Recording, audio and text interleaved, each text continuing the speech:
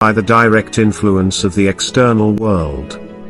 Freud, 1923, p. 25. The ego develops to mediate between the unrealistic ID and the external real world. It is the decision-making component of personality. Ideally, the ego works by reason, whereas the ID is chaotic and unreasonable.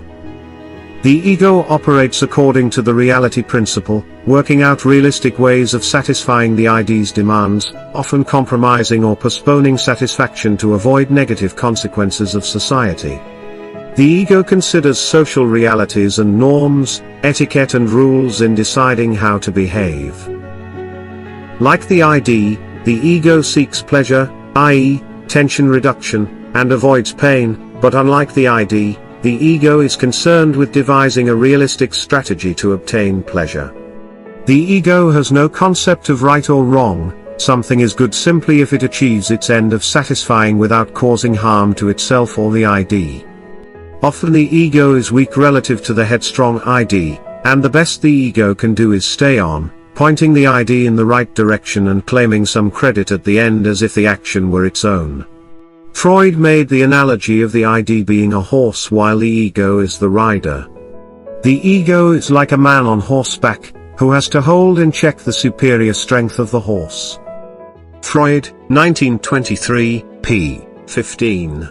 If the ego fails in its attempt to use the reality principle, and anxiety is experienced, unconscious defense mechanisms are employed, to help ward off unpleasant feelings, i.e., anxiety, or make good things feel better for the individual.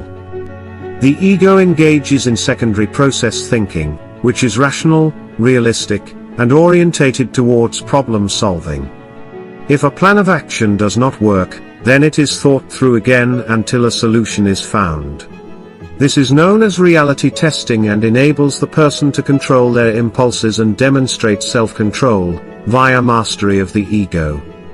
An important feature of clinical and social work is to enhance ego functioning, and help the client test reality through assisting the client to think through their options. What is the superego? The superego incorporates the values and morals of society which are learned from one's parents and others. It develops around the age of 3 to 5 years during the phallic stage of psychosexual development. The superego's function is to control the ID's impulses, especially those which society forbids, such as sex and aggression. It also has the function of persuading the ego to turn to moralistic goals rather than simply realistic ones and to strive for perfection. The superego consists of two systems, the conscience and the ideal self. The conscience can punish the ego through causing feelings of guilt. For example, if the ego gives in to the ID's demands, the superego may make the person feel bad through guilt.